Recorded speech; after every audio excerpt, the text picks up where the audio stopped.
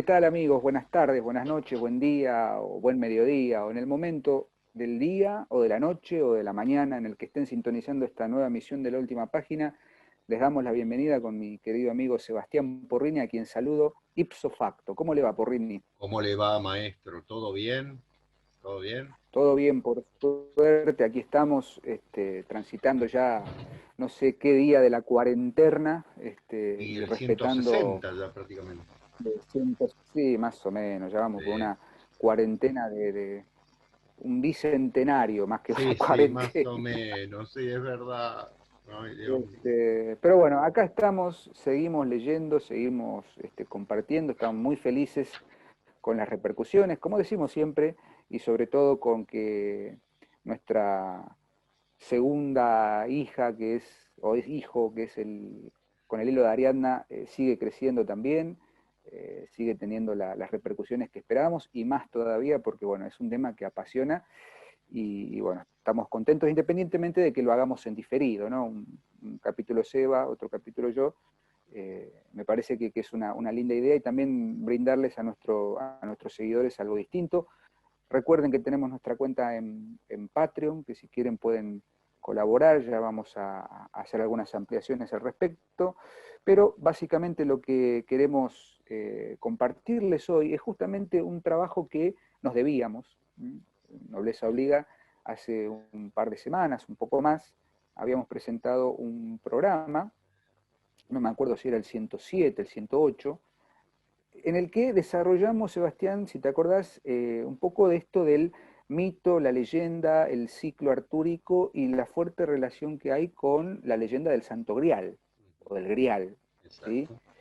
Y ahí obviamente en una hora de programa no podíamos resolver de pronto una cantidad enorme de elementos que fueron surgiendo, de temas y de relaciones que se podían hacer. Entonces hoy hacemos la segunda parte, dedicada estrictamente ya al problema o a la cuestión del Santo Grial y las distintas configuraciones que ha tenido, las configuraciones literarias, configuraciones históricas, conspiraciones, ¿no? Como porque el problema del Grial no solamente es un problema literario, Sí, no, problema no. digo, una cuestión de la literatura, sino que, perdón, forma parte de distintas aristas y distintas puntas del universo de lo simbólico, por ejemplo, del Exacto. universo de los saberes tradicionales. Hoy vamos a hablar, vamos a retomar a dos pensadores que ya hemos mencionado, que son Guénon y Ébola, en relación con el simbolismo del Grial y sus incidencias en ciertos conocimientos primordiales. Exacto. Pero a mí me gustaría, como para empezar a ordenar un poco la cuestión, retomar, ¿sí?, algunas ideas que dijimos en ese primer programa y encabalgarlas con ciertas continuaciones y ciertas continuidades que tiene, sobre todo en relación con el tránsito o el camino del Santo Grial, ¿sí? Porque Ujú. recordemos que las fuentes del Grial o de la leyenda del Grial son diversas, ¿no? Exacto. Podemos hablar de la confluencia entre una tradición celta, una tradición británica, una tradición más bien cristiana también, ¿no?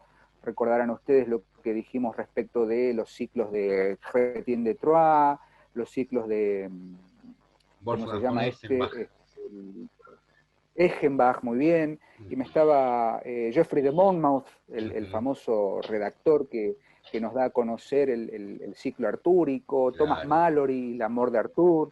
Digo, hay una cantidad enorme de fuentes y todas coinciden en algo fundamental, digamos, el origen de la leyenda o del mito del Grial es un origen sincrético, en el sentido de que tiene varias tradiciones que lo justifican, ¿no? Desde Claro. los celtas, desde los britanos, pero lo que nos interesa ahora es pensar qué pasa con el grial en tanto objeto sagrado, ¿no?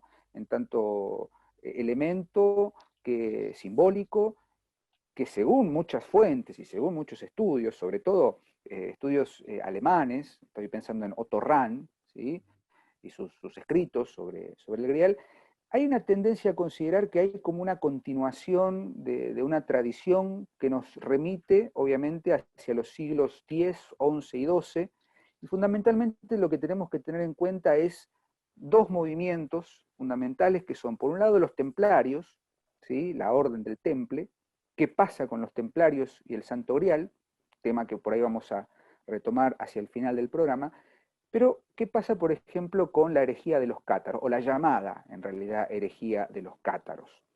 Ustedes saben que el catarismo, ¿sí?, es una especie de contubernio de ciertas ideas y de ciertas prácticas religiosas que allá por el siglo X, entre el siglo X y el siglo XII, eh, se configuraron en la región del Languedoc, en Francia, y que básicamente los cátaros, sobre todo los que se nucleaban en la ciudad de Albi, de ahí viene la idea de los cátaros o albigenses también, ¿no? Se suele hablar de la cruzada albigense en contra de los cátaros tenían un conjunto de creencias, básicamente, sostenidas en el dualismo gnóstico. Podríamos decir que hay como una suerte de continuación de lo que el gnosticismo consideraba como dualismo en sus creencias más profundas, se manifiesta también en los cátaros. ¿Cuál es o en qué consiste básicamente este dualismo? En la idea de que existe en el mundo una divinidad dual, ¿sí? Por un lado el Dios creador y por otro lado el Dios caído, Satanás.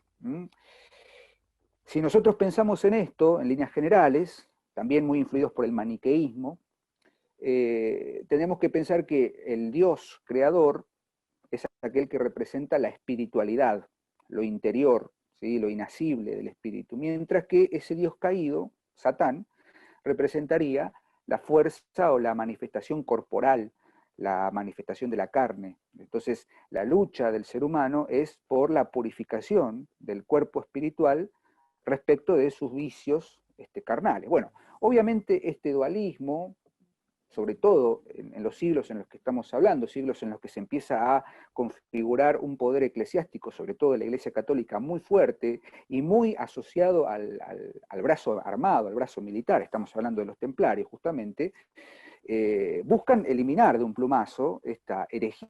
Por eso decíamos que cuando hablamos de catarismo siempre se lo asocia a la herejía de los cátaros. Entonces empieza una persecución muy fuerte que culmina circa 1240 y tantos, sobre todo con un hecho fundamental, ¿sí? El último bastión cátaro, o según obran algunos registros, el último gran bastión cátaro fue el castillo de Monsegur. No sé, Seba, si me estoy confundiendo con los datos, Perfecto. pero la última gran batalla o matanza de los cátaros fue en un castillo en Monsegur, en una montaña muy elevada, en la que, según cuentan ciertas fuentes y ciertos relatos, se quemó a una gran cantidad de cátaros, se los quemó vivos, básicamente, y se recuperó una cantidad enorme de tesoros que aparentemente los cátaros tenían muy bien guardado en ese castillo. Dentro de ese tesoro, y acá insisto, entramos en el terreno de la leyenda, habría un cáliz, o habría un elemento que había sido custodiado de una manera tan férrea por los cátaros que hace pensar que ese elemento o ese objeto es el famoso cáliz del Santo Grial, o el Santo Grial, dicho en otros términos. Pero ahora digo, ¿dónde se fundamenta todo esto? Bueno, y acá volvemos a las fuentes literarias.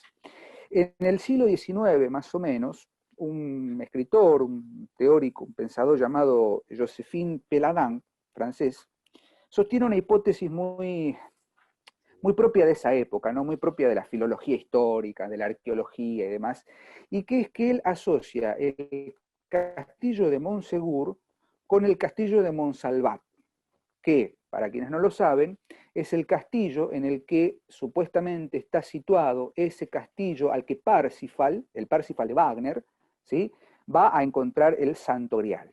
Entonces, ¿qué hace Péladan? Asocia la idea de que en ese castillo de Monsegur se encontró el último tesoro de los cátaros y Wagner hace que en el castillo de Monsalvat esté el Grial. Digamos, esa analogía lleva a pensar que los cátaros son los últimos custodios reales del Grial. Recordemos que, y acá viene la fundamentación de por qué Péladan se permite esta analogía. ¿Por qué? Porque el Parsifal de Wagner está basado en el Parsifal de von Eschenbach. Y recordemos que en la versión de Eschenbach, el Grial es un objeto que nace o que se origina a partir de una piedra de la corona de Lucifer que cae a la Tierra. Con lo cual, Eschenbach está sosteniendo un origen dualista del Grial, ¿sí? Por eso se le permite, o por eso Peladán se permite hipotetizar que el castillo de Monsegur es en realidad el castillo de Monsalvat, en rigor, el castillo de Monsalvat que usa Wagner es el castillo de Monsalvat en el que supuestamente estaría oculto ese grial, sostenido fuertemente en este dualismo cátaro o este dualismo gnóstico. ¿Y quién es el que viene a amalgamar todo esto? Obviamente Otto Rahn. Otto Rahn es el que en 1933, más o menos, termina de sostener que hay un elemento en el dualismo y en estas leyendas propias de Eschenbach que sostienen justamente que los cátaros fueron los últimos grandes custodios del Grial y que después el Grial se perdió. No sabemos dónde está. Y la búsqueda del esoterismo o del ocultismo nazi, guiado fuertemente por Otto Rahn, es encontrar ese Grial. Después veremos dónde lo buscan o dónde supuestamente lo encuentran, pero eso quedará para el final, sobre todo con un personaje muy particular que habitó por las regiones de Córdoba y demás. Pero digo, en líneas generales, para no aburrir y para no monopolizar la palabra, creo que es muy interesante pensar esto, Seba. Tenemos un objeto, un elemento sagrado que no termina de tener un destino real o un destino fijo y que sigue este principio que habíamos planteado quizás en la primera parte. La idea fundamental de que el problema con el grial no es el grial en sí mismo, sino el camino de la búsqueda. No sé si concordás conmigo. Sí, totalmente. Perdón que me mandé así de lleno, pero bueno. No, no, perfecto, perfecto. Me parece muy bien. Exacto. Hay que considerar que, como vos bien decís, eh, yo diría que hay dos interpretaciones.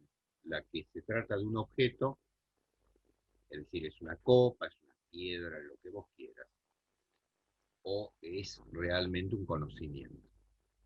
Y en ese sentido, eh, el esoterismo creo que opera más en el segundo caso que en el primero, porque la copa o la piedra son en última instancia símbolos que vienen a representar, que vienen a simbolizar, con todo el sentido que esto significa, un conocimiento que es de naturaleza espiritual. Claro, para los seres humanos el conocimiento espiritual ha quedado absolutamente oscurecido, y vos fijate, Diego, que la época del fin de los cátaros y la época del fin de los templarios, que apenas se separan en 70 años, significan el momento en el cual un mundo cierra la puerta a estas cosas. ¿Por qué? Porque en 1314, cuando se juzga a los templarios y se los disuelve, a pesar de todo lo que dijimos de que el Papa Clemente V había hecho para intentar no disolverlos, esa disolución significó el fin de una época de ciertos mensajes claros para determinados grupos. Porque el catarismo, valga decirlo como vos bien decías, es una heterodoxia de carácter gnóstico. Vos fíjate que yo no digo herejía, porque la palabra herejía está muy cargada de negatividad, ¿no? Entonces digo Por eso hice heterodoxia. la salvedad, ¿no? De que se la considera una herejía. Lamentablemente la lectura que se suele hacer del catarismo es asociada directamente con la herejía, pero bueno, por eso Claro, es discutible. claro. Hay que pensar, como decíamos, cuál es el contubernio entre el poder eclesiástico de una Sí, iglesia que sin empieza a duda. configurarse como Sí, un poder estatal sin duda. en la Baja Edad Media. Claro. Más que todo porque la comunidad cátara, por llamarla de una manera, había logrado en esa zona del sur de Francia una armonía muy particular, muy claramente visible. Yo, Diego, si me permitís, me voy a, ¿cómo decirlo? Permitirme. y otra vez juego con la palabra, la repito, un paréntesis, porque te das cuenta que algo debe haber pasado en esa zona, en ese momento, porque es el esplendor de un tipo de poesía que no se da en Europa, que luego arrasada, ¿no? Como lo fue por la famosa cruzada contra los albigenses, como vos bien citabas, esa poesía viaja al sur de Italia, se convierte en la escuela siciliana, y luego, filtrada por la hermosa bota italiana, se convierte en esa genialidad que es el Dolce Stil Nuovo, que va a dar a su hijo Máximo y a posiblemente el más grande poeta de este milenio, como dijeron los poetas votando de ese milenio, ¿no? Votando en algún momento. Es decir, algo pasó. Es inevitable que esa cultura, la cultura provenzal, la cultura del Languedoc, tenga ¿cómo decirlo? Alguna dimensión impresionante de profundidad metafísica. ¿Por qué? Porque en ese momento, allí, se está dando una armonía política, económica, social, muy grande. Vos recordarás que hace unos programas atrás en Instagram, ¿no? En los vivos que hacemos, yo dije menos política y más metafísica, ¿no? Bueno, ¿qué estaba pasando? Es decir, ¿por qué se habla de una armonía en esa época? ¿Por qué hay una etapa de cierta, entre comillas, porque el paraíso lo hemos perdido, pero una cierta armonía desde el punto de vista de cierto equilibrio, ¿no?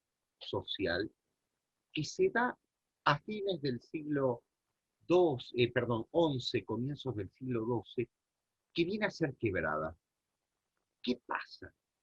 Yo me pregunto esto siempre, ¿por qué esas etapas de oro duran poco, ¿no? Son muy, ¿cómo decirlo?, muy locales, y de pronto son algunos los que cargan los dioses manes, ¿no? Como le ocurre a Eneas cuando huye de Troya, ¿no? Llévate los dioses. Es decir, es un símbolo, Diego. Evidentemente, en esa civilización hermosa, en que se daban las cortes de amor, un cristianismo muy particular, una convivencia, incluso hasta críticas y demás, y una de las poesías más refinadas de la historia de la humanidad, algo tiene que haber pasado, porque rodeado ese territorio estaba por una cantidad de reinos brutales, lejos la Edad Media de ser una idealidad, ojo, había barbaridades, pero valga decir que había enormes centros de luz que que tenían un carácter trascendental y que creo que el sur de Francia, el Languedoc, lo tuvo.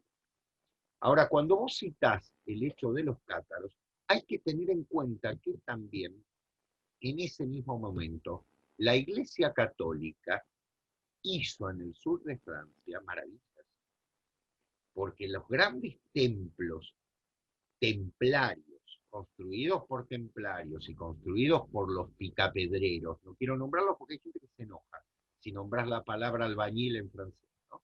Bueno, vamos a decir los picapedreros, construían esos templos ordenados por los templarios en un orden sagrado increíble.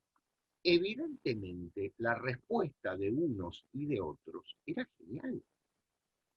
Es decir, no se tiraban con piedras, levantaban piedras, que era lo que está, ¿no? Paradójicamente. Claro, Pero vos fíjate, Seba, que vos mencionabas en el final del programa anterior, de la primera parte del Santorial, sí, la vraie langue celtique sí, de René Levins, uh-huh, ¿no? Y Le Cromlech, ¿no? sí. ¿Qué es lo que busca? ¿Qué es lo que está estudiando Un curita de pueblo, Levine? claro, Claro, un cura del pueblo que va a buscar piedritas, ¿no? claro, Así dicho claro, muy vulgarmente, ¿no? Es totalmente, eso, en principio, prima claro, facie, claro, pero hay algo más ahí. ¿Y por qué claro. le Vreeland de Celtic? Claro. Que obviamente, y acá viene la amalgama con lo que decíamos al principio, hay una tendencia a pensar que el Santo Grial, o la leyenda del Santo Grial, es eminentemente cristiana. Muy Pero bien. Claro. René Guénon, y ahí te doy el pie para que empecemos a hablar ya de algo un poquito más sesudo, y no tanto, viste, de la cuestión de la leyenda de los Sí, me cátaros, parece muy bien. el Exacto, terreno de la hipótesis. Digo, exacto. mencionamos a los cátaros porque no solamente está todo Sí, este contexto que bien definía recién, sino que hay una condición necesaria. No podemos asociar solamente el grial a la tradición cristiana. Porque totalmente. Guénon, justamente, en el simbolismo de la cruz, creo, no, no es el simbolismo de la cruz, Esoterismo cristiano. el centrismo cristiano, el Sagrado Corazón y la leyenda del Santo Grial, ahí está, ese Ujú. es el artículo al que me refiero, sostiene fuertemente que hay una relación y tal vez, una traslación de ciertas tradiciones druídicas, por Sí, eso la idea de la relación celta. claro. Si nosotros pensamos en el druidismo, los druidas famosos, que son como una casta sacerdotal propia de Gales, de la Ujú. antigua Irlanda, de Britania antigua, etcétera, etcétera, Esos pueblos son bárbaros. aquellos Bueno, que portan, ¿sí?, un principio de conocimiento tradicional, son aquellos que, ¿qué te parece? imbuidos por el Owen, el O, que en inglés o en anglosajón o en galés es algo así como la admiración de, oh, Claro. ¿sí? La inspiración que después se traslada a los bardos, ¿sí? Ujú, El aguare en japonés, ¿no? El ujú. aguare de los este, poetas del haiku, El Sebastos. los piji, el sebastos, ¿no? Claro. El tremendum facinans Rudolf Otto, bueno, toda Ujú. esa experiencia de lo sagrado que es indisoluble con lo espiritual, es decir, hay algo entre lo espiritual, la presencia de lo sagrado que se erige en la tierra, y ahí citamos a Mircea Eliade, ¿no? La idea de lo sagrado y lo profano, la instauración del tiempo sagrado se erige en el axis mundi. El druidismo, si pensamos en la etimología de la palabra, se sostiene básicamente en la idea del dru y la wid. Dru en galés, que también tiene una raíz sánscrita, quiere decir fundamentalmente la fuerza, la Claro. estabilidad. También hay algunas raíces que lo asocian al roble. Y la Claro. wid, o el vid, se asocia en sánscrito a la sabiduría, al conocimiento o al muérdago. Es decir, Ujú. como la sabiduría del muérdago, o el roble del muérdago, o la fuerza del muérdago. Es enormemente simbólico. ¿Por qué? Porque se instaura en un árbol, un Claro. roble, no cualquier árbol, ¿no? Claro. Un roble. Y si vamos a hacer el recorrido mítico, ya tenemos el árbol, el Yggdrasil famoso, el árbol de la vida, etcétera, etcétera. Y hay una instauración del axis mundi, la unión de lo terrenal con el cielo. Ujú. El saber místico, hermético, esotérico del druidismo, según Guénon, se traslada al Grial. Porque no olvidemos que las primeras fuentes de la leyenda del Grial, sobre todo en Chrétien de Troyes, tienen que ver con un Graal. No es el Santo Grial, es el Graal, que vos muy Claro. bien citabas la idea del Sang Graal, ¿no? La Ujú. sangre real. Ujú. Y el problema o el conflicto con el que entramos es que no importa la descripción del objeto físico, concreto, sino lo que simbólicamente está impreso en ese objeto, porque lo más hermoso que dice Guénon es que, en todo caso, la importancia del simbolismo del grial es su desaparición. Ujú. Hay algo que ha Claro. sido quitado del mundo sagrado, Exacto. que ha sido apartado. Claro. Y en todo caso, lo fundamental es la dimensión esotérica de Exacto. eso que está apartado del mundo. Ujú. Exacto. Exacto. Y en Vos buena hora. pensás, digo, ¿cuál es, ¿cuál es la dimensión esotérica del grial, como decíamos recién? La idea de que hay un centro único, ¿m? Unido por el axis mundi, ¿sí? Seguimos la línea de simbología, que se ha quitado del mundo, ha sido apartado del mundo, está ausente. Y justamente esa falta, esa ausencia de lo sagrado, justifica la búsqueda del centro único, la búsqueda espiritual, la búsqueda de los templarios, la preservación del catarismo, Exacto. la búsqueda propia de los caballeros de la tabla redonda, que como anunciábamos en la primera parte, no es que es la tabla redonda porque somos todos iguales y Arturo, o el mítico Arturo consideraba que todos sus cortesanos tenían que tener la misma condición. No, es la tabla de la última mesa. Son 12 caballeros porque son 12 los apóstoles, como son 12 los meses del año. Es decir, si empezamos a estirar de la soga, Sí, del hilo, de Ariadna, es vamos a interminable. encontrar que el laberinto es mucho más complejo. Totalmente. Vos fíjate, Diego, que de acuerdo con lo que vos venís bien diciendo, Guénon escribe dos artículos importantes sobre el Grial. Después va a trabajar sobre todo con lo que él llama el esoterismo cristiano, que él llama y que es así, ¿no? Yo lo comparto plenamente. Pero la primera, el primer gran artículo es el que vos citabas, está publicado en una revista católica, Reñavit, en 1925. Regnavit, en 1925, mirá Exacto. cómo nos leemos la mente. Claro. Y luego el segundo, el primero es el Sagrado Corazón y la leyenda del Santo Grial, ¿no? Y el segundo gran artículo es el Santo Grial, publicado 9 años después, en 1934, en una revista que fue previa a la gran revista que funda Guénon, que es Le Voile d'Isis, o sea, el velo de Isis, en el que desarrolla el concepto, hasta que después cree Etude Traditionnel, que es la gran revista y la gran editorial, ¿no?, para estos temas. Diego, vamos a ver relaciones. Es decir, ¿por qué el Sagrado Corazón y el Santo Grial? Bueno, es muy fácil y Guénon, con esa delicadeza que tiene y con esa sabiduría que tiene, cita el origen de este concepto en un jeroglífico egipcio.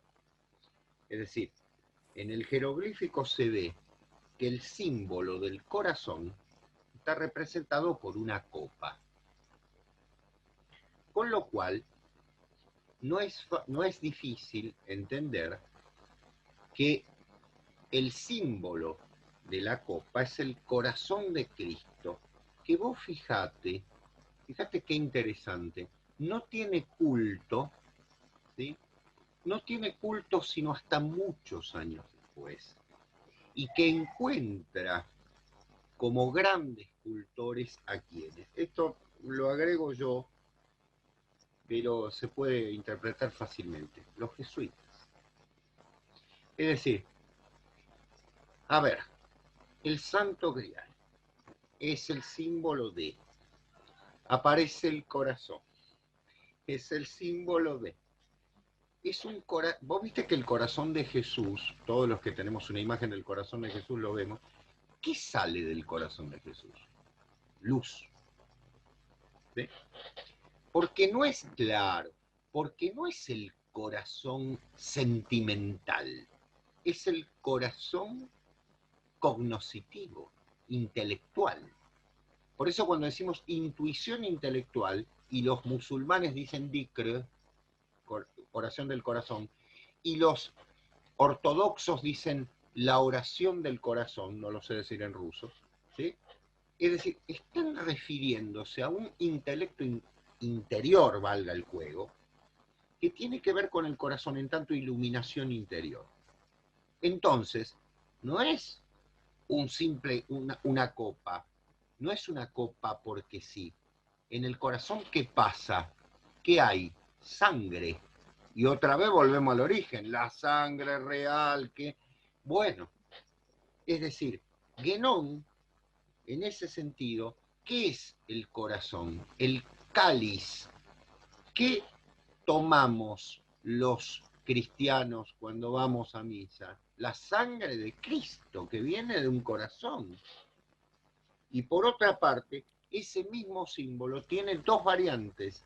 El loto en Oriente, y lo vamos a dejar ahí porque sería irnos por las ramas, pero vengo a Occidente, Diego, fíjate, qué símbolo. Y ahí, mirá, te voy a tirar una bomba y vos ya me vas a decir, listo, ya está.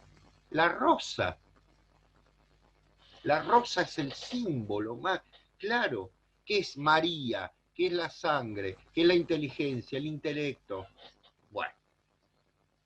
te voy a hacer la referencia. Quienes tuvimos la oportunidad maravillosa de conocer ciertos lugares del mundo, hablo de París, por ejemplo, Ujú. si uno va al Sacré-Cœur, a la iglesia de Montmartre, ¿no? De El nuestra Sagrado madre, Corazón. Sagrado Corazón de ¿dónde está emplazada? ¿Dónde está Mm, emplazado ese templo? En una elevación. claro. Entonces yo digo, nada está pensado de una manera azarosa. Digo, no, No, no sé si pensado, nada está constituido, articulado, configurado de una manera azarosa. La exacto. llegada al Sacré-Cœur, donde está María, donde hay una rosa laberíntica, el rosetón propio de las catedrales y de los templos, es no solamente de un enorme simbolismo, sino también de un enorme poder lumínico y de iluminación. La Claro. iluminación está en el ascenso. ¿Por qué el castillo de Monsegur está en una montaña? ¿Por qué el castillo del rey Anfortas, en la tradición céltica y en la tradición galesa, ¿sí? Ujú, Del rey Anfortas, que es, por otra parte, el famoso rey tullido, ¿sí? El ujú. rey que está, el rey pescador, pero también pecador, Está ¿sí? El que herido. ha perdido Claro. la fuerza, porque está herido y es el que le muestra a Parsifal o a Perceval, según la nomenclatura galesa, le muestra algo que Perceval no puede ver, Ujú. y Perceval no pregunta, porque le muestra la copa o el recipiente y la lanza de Longuino, o la lanza con la que se... Es decir, muestro para ocultar, Obvio. y no siempre mostrar es ver, porque para ver hay que creer. Vos fíjate Exacto. que quienes somos católicos, decimos en las oraciones, Sagrado Corazón de Jesús, y En la vos confío. respuesta al anatema es, en vos confío, y hay quienes agregan, en vos confío, creo y espero, Ujú. ¿no?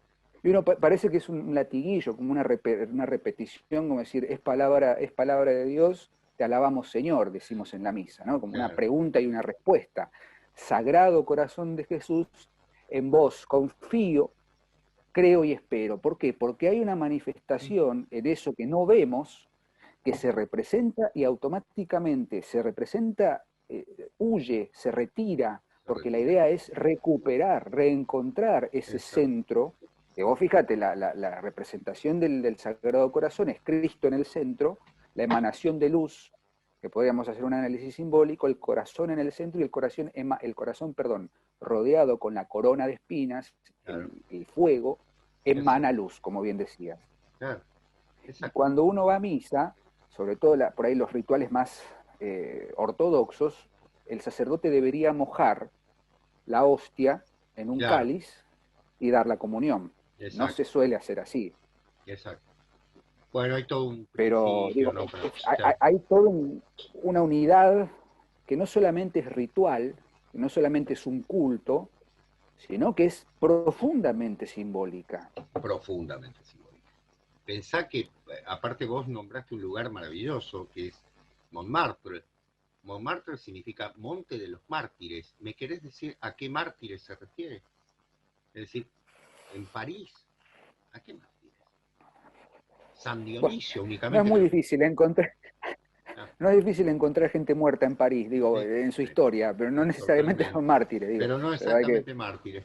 Es decir, ¿por qué ese lugar se llama el Monte de los Mártires? ¿Por qué se pone el Sacré-Cœur? O sea, las cosas tienen, los hechos tienen una explicación esotérica, tienen un sentido esotérico, claro que sí. Y Guénon, en este sentido, volviendo a él, recupera el sentido del símbolo, ¿no? Como algo, el Sagrado Corazón y el Grial, valga decirlo, como algo que es parte, acá viene lo fundamental, que supera al cristianismo. ¿Por qué? Porque pertenece a la tradición unánime. Es decir, el loto de los orientales, y ahora lo vamos a retomar, ¿no? El loto de los orientales, el árbol sagrado de los druidas, el símbolo del corazón y la copa entre los egipcios, el cáliz de los cristianos, la sangre vertida, los mártires y demás, por eso el monte de los mártires, evidentemente todo eso tiene un punto de unión. y no es tan simple, que a ver, Diego, que los templarios tuvieran una cruz roja sobre su traje albo, ¿no? Indicaba claramente que no era un símbolo de rojo porque los otros llevaban verde, como los de Montesa, o negro como los de la orden teutónica. No era solamente para diferenciarse, porque la cruz no estaba en el pecho, estaba acá, ¿sí? Para ser vista por Dios. Y eso realmente significa en muchos casos, es una cruz de 8 puntas, no valga decirlo, significa en todo sentido, simboliza en todo sentido, la idea de que es la cruz de sangre la que está operando. Y es verdaderamente el mensaje de una iniciación total en ese sentido. Por eso, si te parece, avanzamos. Yo citaría a Ébola cuando en el misterio del Grial, ¿no es cierto?, desarrolla en un hermoso libro de unas pocas páginas, porque debe tener unas 120 páginas, el misterio del Grial, todo un desarrollo desde el punto de vista de la tradición, pero también de la tradición política, porque vos sabés que esto no es gratuito, es decir, el gibelinismo desde el punto de vista de lo político simbolizó también toda una etapa muy fuerte en el centro de Europa y en Italia, muy fuerte. Eran realmente opciones claves de decir, o una iglesia desde un punto de vista más esotérico o una iglesia desde un punto de vista más exotérico. Y lo que ganó fue lo segundo, no lo primero. Por eso los queman como los queman y por eso el gran Dante no habla una sola palabra de ellos, porque en ese momento era complicado. Ahora, todo ese conocimiento, ¿a dónde fue? Y acá viene la inevitable interpretación que después se hace de esto. Porque uno dice, ¿dónde se fueron los 3 barcos del puerto de La Rochelle en 1309 cuando salieron de Francia? ¿A dónde fueron? A Occidente. ¿Me querés decir que había en Occidente en ese momento? ¿A dónde llegaron? O sea, quiero dar un punto de veracidad a esto porque me parece extraño.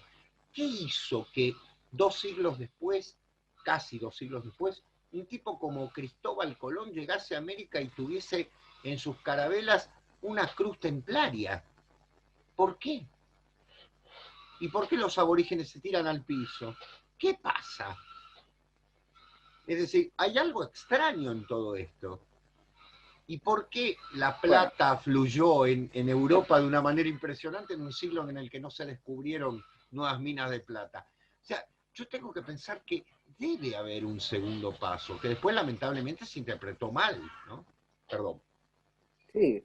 No, no, a ver, porque me río, me sonrío en realidad, porque los dos conocemos, yo en realidad lo conozco gracias a Sebastián, y lo tenemos que nombrar porque también somos honestos académica e intelectualmente y no vamos a andar con, vamos a decirlo sin ambajes, y obviamente con la precaución que tiene el caso. Yo citaba recién a un historiador, antropólogo que vivió acá en Córdoba, que es Jacques de Maillet. Lo hemos nombrado en algún momento.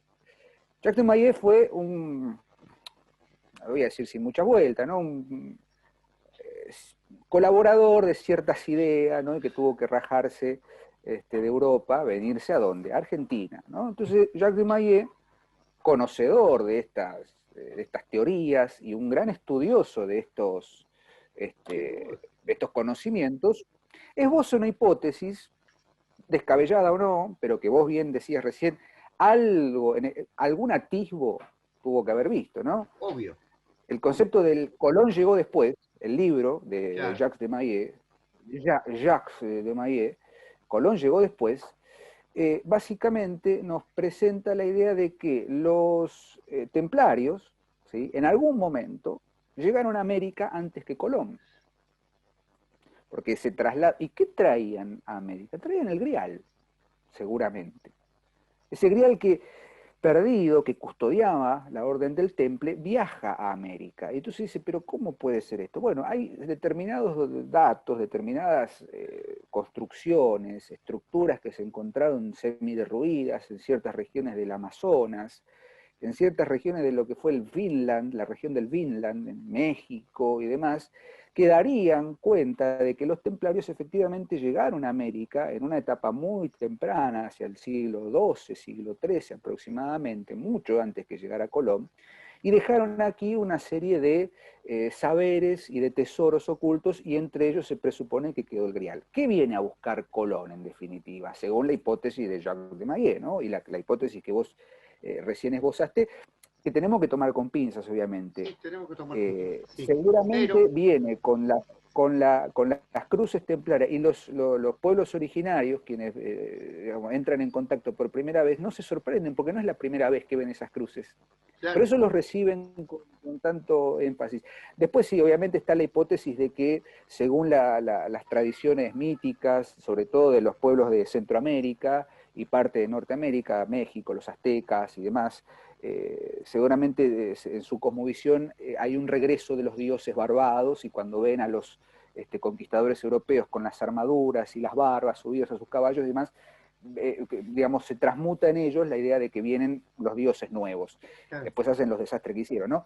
Pero digo, volvamos al punto de la llegada de Colón y esa continuidad de una tradición que aparentemente habrían traído el Grial a América. Se sostiene que llegaron a América y por eso, como bien decías, se llevaron, o sea, acuñaban monedas de plata que no había en Europa, sí en América, en el Potosí sobre todo, en Perú, en México, en ciertas partes de América del Sur. Digo, hay una convivencia de tradiciones y un sincretismo de tradiciones que empiezan a efervecer en esos siglos, que es innegable que tiene una fuerte influencia de esta idea o de este mitologema, tomando los conceptos que solemos utilizar, del viaje sagrado, de la diáspora también. Porque lo que entra en diáspora en realidad es ese conocimiento primordial. Digo, Guénon nos hace pensar, sobre todo sostenido en un carácter más bien esotérico y, como bien dijiste, no exotérico, porque en todo caso el exoterismo cristiano ya está representado digamos, en la elevación de Cristo a los cielos, después al tercer día de haber muerto y resucitado y demás. Ese sería el exoterismo cristiano. El esoterismo es más bien algo interno y que solamente es revelado a los iniciados. Claro. Es decir, esa revelación, el gran misterio del Grial no es dónde está, o quién lo llevó primero, o quién lo llevó después, sino que el gran misterio está más en la búsqueda, en el viaje, en el querer recuperar algo que se ha perdido y que es la manifestación trascendente de la presencia de lo sagrado en el mundo, del centro único, del centro absoluto de lo sagrado. Eso es el Grial. El Grial es corazón, el Grial es cuerpo, el Grial es sangre, es iluminación, es unión de lo terrenal con lo divino, con lo celestial. La cruz que llevan los templarios, la llevan en las espaldas, porque es la cruz que porta Cristo, que carga Cristo también, si hacemos la analogía. Sí. Y es una cruz de sangre. Digo, no solamente, a ver, para ir dando algún tipo de corolario, el Grial no es solamente un cuentito legendario que tomaron ciertos poetas cortesanos, ¿sí?, allá en Francia o en Gales o en Irlanda, para justificar la presencia de un rey que no sabemos si existió, que es Arturo, etcétera, etcétera, y contar las historias caballerescas y tal. No. Eso sería la primera línea. Totalmente. Es muy entretenida, por cierto. El ciclo artúrico da para hablar muchísimo. Detrás de eso hay algo más, porque como bien dijiste, me pareció maravilloso lo que dijiste al principio, hay una coyuntura de hechos políticos, sociales, culturales y sagrados, no me atrevo a decir solamente religiosos, sino sagrados, que están en efervescencia continua en esos momentos y que están justamente ardiendo su último fuego, fuego que va a terminar de arder con Dante, y que después lo que quedan son las esquirlas, las chispas, la expansión, la diáspora, como bien suele decir Ángel.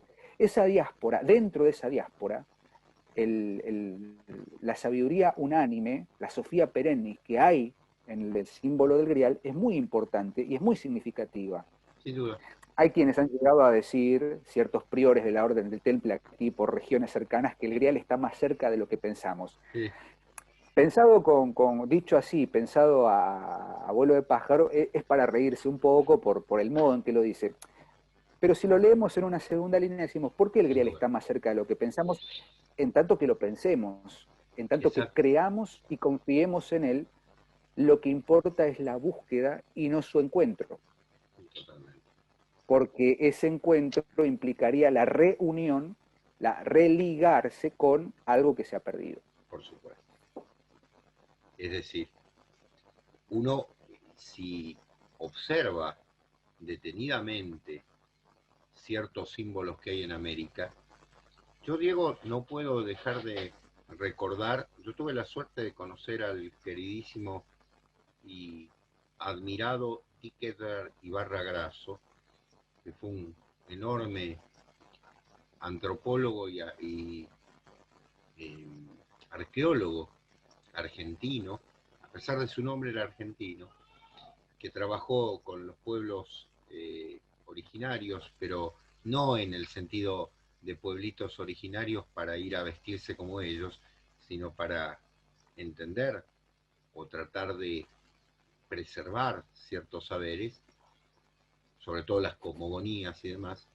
Ibarra Grasso decía claramente cómo se entiende que en América, antes de la llegada de Colón, haya cantidad de cruces talladas en la piedra en determinados caminos para simbolizar determinadas cosas. Y quiero recordar que, Diego, ya que estábamos hablando de Jacques de Maillet, uno se pone a pensar por qué este río se llama Río de la Plata y por qué unos españoles le ponen Río de la Plata, un río que no lleva hasta esa zona, pero que sí lleva al Paraguay. Es decir, la continuidad, o mejor dicho, el fin del río Paraná es el río de la Plata.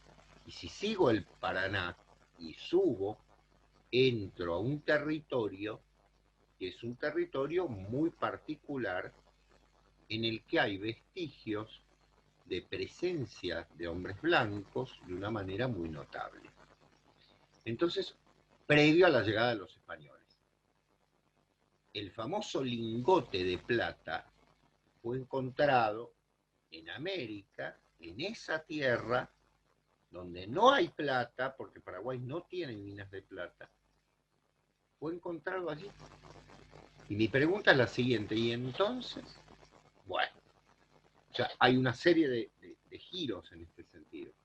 Valga decir que evidentemente, como vos bien decías recién, yo más que todo esto, más que toda esta hojarasca de historia, me detengo en lo siguiente.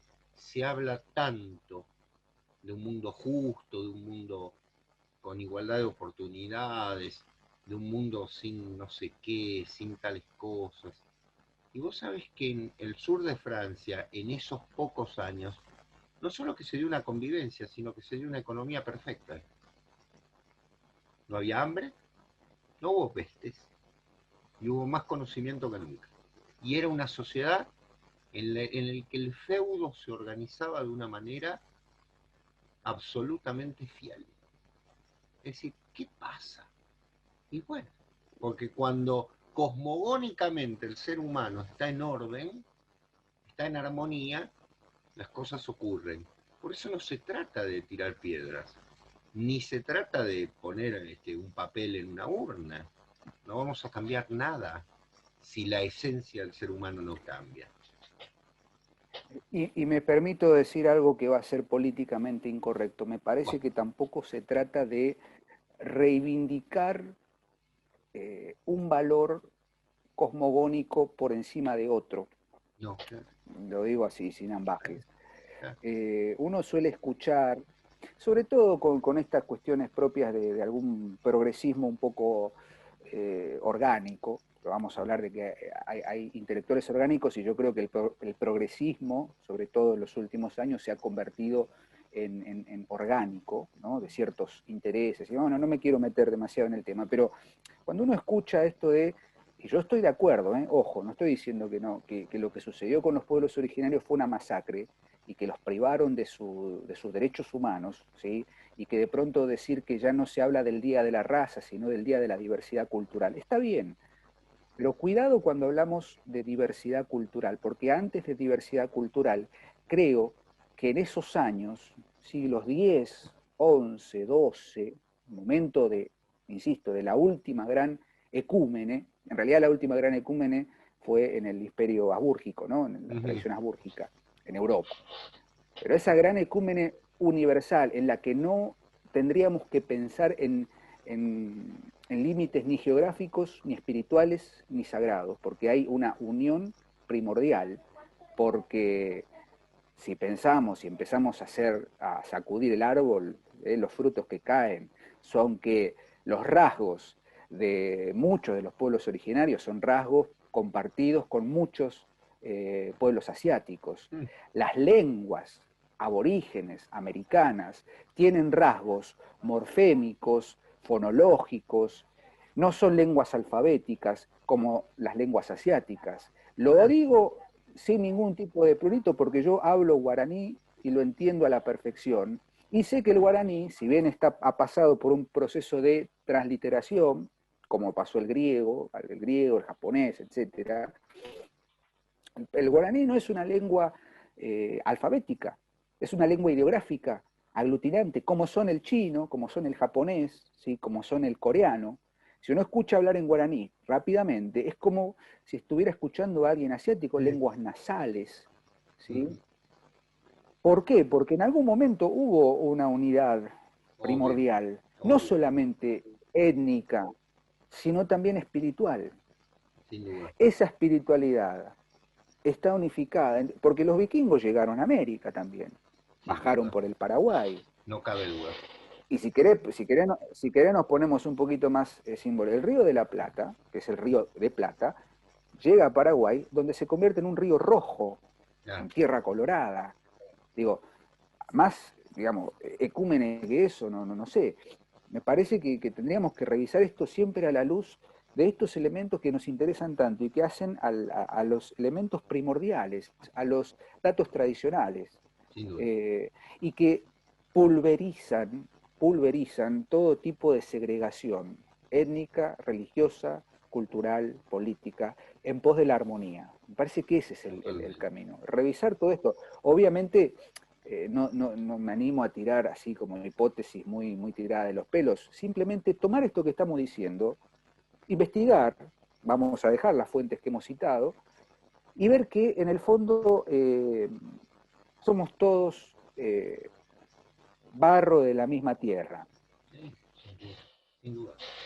Y fundamental, Diego, tener en cuenta que el templo de Tiahuanacu, que está en Bolivia, está construido en un lugar insólito, está construido con un material que no está en el lugar, megalítico, y fundamentalmente y esencialmente ese lugar es un lugar de una concentración energética increíble, y te hablo de 12.000 años. 12.000 años atrás es bastante difícil hablar de todo lo que estamos hablando. Si uno lo compara con Göbekli Tepe, que es el gran templo de Turquía, es de la misma época. Es decir, estamos hablando de los templos más antiguos de la humanidad y tienen una misma estructura. ¿Alguien me puede explicar esto, por favor? Porque estamos hablando de templos circulares, como Stonehenge, ¿no? Bueno, claro. Sí. Y alguien dirá, bueno, miraban el movimiento de la... Sí, está bien, pero ¿quién me explica el dominio de eso? Sí, a ver, yo siempre digo, lo hemos dicho en el curso de mitología, lo decimos también en el libro, cuando los dioses habitaban la tierra, ¿cuál es el gran dios de los aztecas? Quetzalcóatl, que es una serpiente emplumada, que tiene el casco de Odín, de Sí, toro, de Odín. claro. En el Ragnarok, la Kukulcán. gran serpiente que se come, Kukulcán, la gran serpiente, el Midgard Thormo, el Jormungandr. y te tiro otro dato, en el Cerro Corá, en Paraguay, hay determinadas inscripciones que se considera que son de origen rúnico, de Obvio, origen vikingo. obvio, no me cabe duda. ¿A dónde fue a morir? ¿A dónde fue a morir Carlos Solano López en la guerra del Paraguay? Claro, Cerro Corá. claro. Digo, no fue a morir a cualquier lado. Ah, exacto. Y dejamos la pelota picando Exactamente. para más adelante. Digo, Ya retomar vendremos a esto, ¿no? analizar todo eso. El Santo Grial o la leyenda del Grial empieza como un interés literario del ciclo artúrico, tiene sus condimentos, sus fuentes, y mirá a dónde llegamos. Me parece que es un tema que da para un Para seminario, ¿no? muchísimo. Sí, por supuesto. Por supuesto.